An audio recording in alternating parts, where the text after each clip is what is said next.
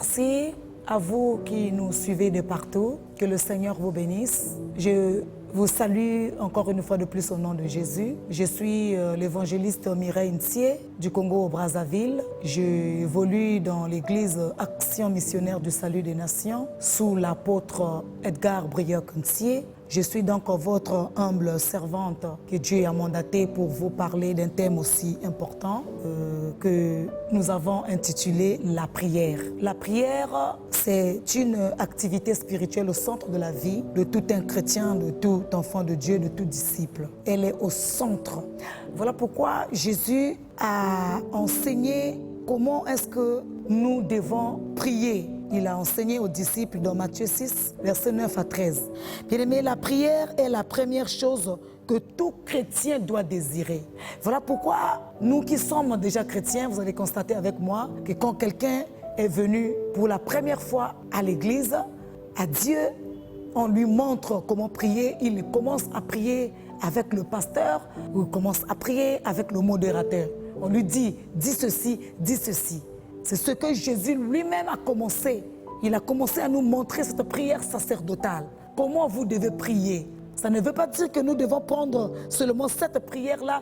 Tous les jours, nous devons... Non, non, non, non. Ça, c'est un exemple palpable qu'il nous a donné afin que nous soyons capables de développer, bien-aimés. Donc ça, c'est juste une intro, l'avant-goût des choses. Et toi-même, au fur et à mesure, quand tu vas développer avec le Saint-Esprit cette vie, tu peux faire 3 heures, tu peux faire toute une journée. Il y a ceux qui prennent 1 mois, il y a ceux qui prennent même 100 jours, 2 mois, 3 mois, 5 mois, toute une année, il est en train de prier. Alors qu'ici, c'est juste quelques minutes, bien-aimés. Donc c'est cette chose-là que tout chrétien doit désirer. La première des choses, si tu es chrétien, bien-aimé, que tu ne désires pas la prière, que tu n'aimes pas la prière, c'est pas une bonne chose.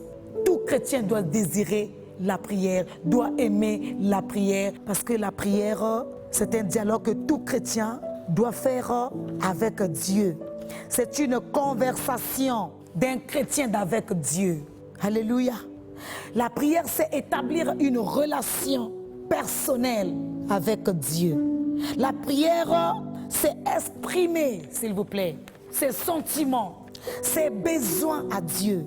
Donc si tu ne désires pas la prière, si tu n'aimes pas la prière, ça veut dire que tu ne peux pas établir une relation avec Dieu. Ça veut dire que tu ne peux pas présenter tes doléances à Dieu. Tu ne peux pas présenter tes besoins à Dieu. Et alors, tu ne pourras pas aussi avoir l'exaucement si tu n'as pas prié. Alors le but de la prière ici, c'est de glorifier Dieu, c'est de chercher la face de Dieu. Psaume 42, le verset 2, c'est de connaître la volonté de Dieu. Jérémie 33, 3. En tant qu'enfant de Dieu bien-aimé, tu dois aussi connaître ce que Dieu veut. Ce n'est pas seulement à toi de quémander, de demander, de présenter tes besoins, tes sentiments à Dieu, mais tu dois aussi connaître la volonté de Dieu. Qu'est-ce que Dieu veut pour cette journée, pour cette année? Par exemple, nous sommes en 2024. Qu'est-ce que Dieu veut que tu fasses en 2024? Qu'est-ce que Dieu veut que tu fasses dans sa maison? Qu'est-ce que Dieu veut que tu fasses de ton prochain? Qu'est-ce que Dieu veut que tu fasses dans son service? Le but de la prière, c'est de connaître la volonté de Dieu et de faire aussi cette volonté. 1 Thessaloniciens 5, 17. Le but de la prière aussi, c'est de faire le combat spirituel. Bien-aimés, nous avons par devers nous des problèmes, des situations, des histoires qui nous demandent, bien-aimés, à contrecarrer. Nous avons des complications, des défis de la vie. Et ces choses-là, nous devons, bien-aimés, alors faire des combats spirituels.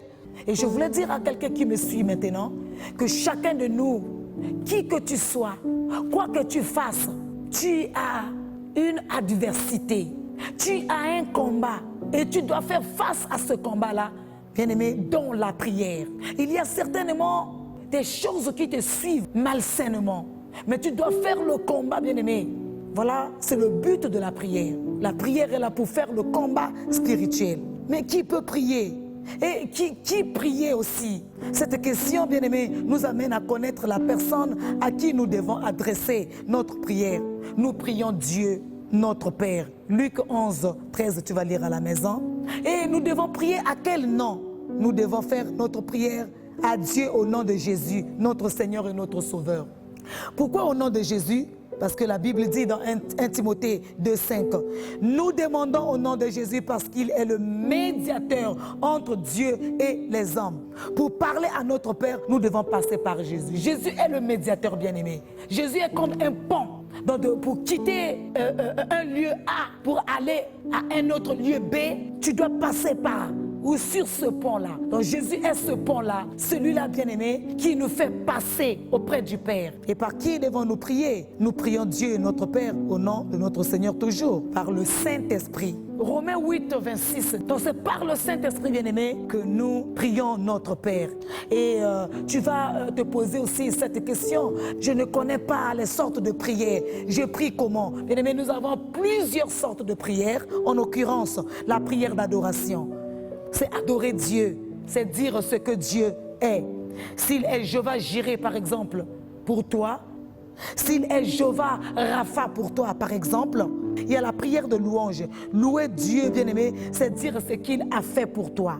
Ce qu'il a fait pour ton pays, qu'il a fait pour ta femme, qu'il a fait pour ton mari, qu'il a fait pour tes enfants, pour tes études, qu'il a fait pour tes affaires, pour ton commerce, ce qu'il a fait pour toi. Quand tu le dis très haut, au su et au vu de tous, ça veut dire que tu es en train de louer Dieu. Il y a aussi la prière de requête ou la demande. Matthieu 7, 7, ça c'est le verset que tout le monde aime. Demandez, l'on vous donnera. Cherchez, vous trouverez. Frappez, l'on vous ouvrira.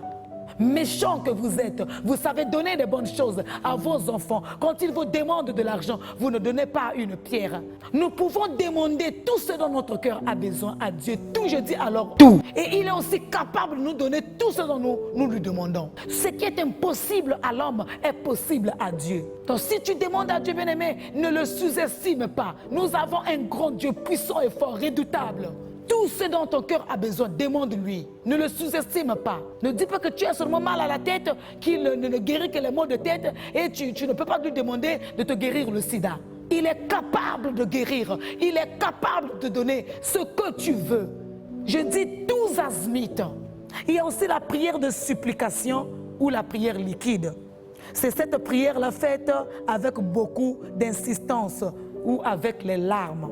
Nous avons vu une femme qui a fait cette prière de supplication. C'est Anne. Mais dans 1 Timothée 2, le verset 1, tu vas trouver cela. 1 Roi 8, 45, Éphésiens 6, 18, tu vas aussi trouver cela.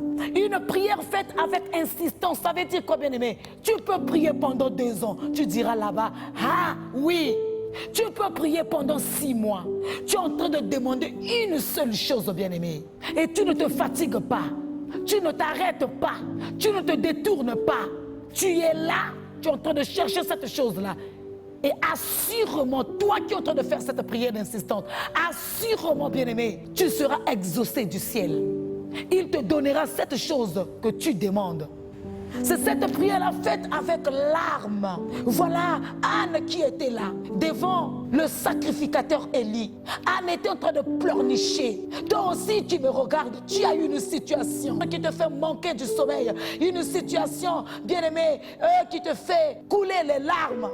Tu es seulement dans la joie quand tu es au milieu des gens. Dès que tu rentres dans ta chambre, tu as des papiers hygiéniques que toi tu utilises, bien-aimé, pour pleurer. C'est Dieu qui exauce à nos prières. Il a commandé à sa femme d'aller demander à Dieu.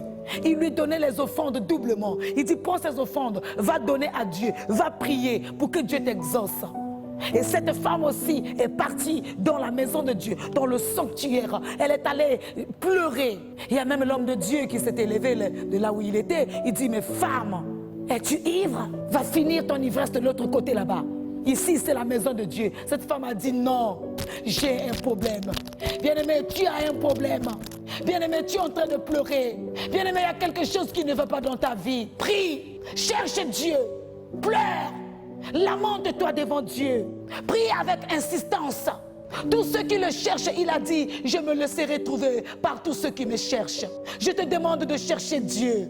Je te demande de chercher Dieu. Ne t'arrête pas, ne regarde ni à gauche ni à droite. Ne change même pas aussi de lieu.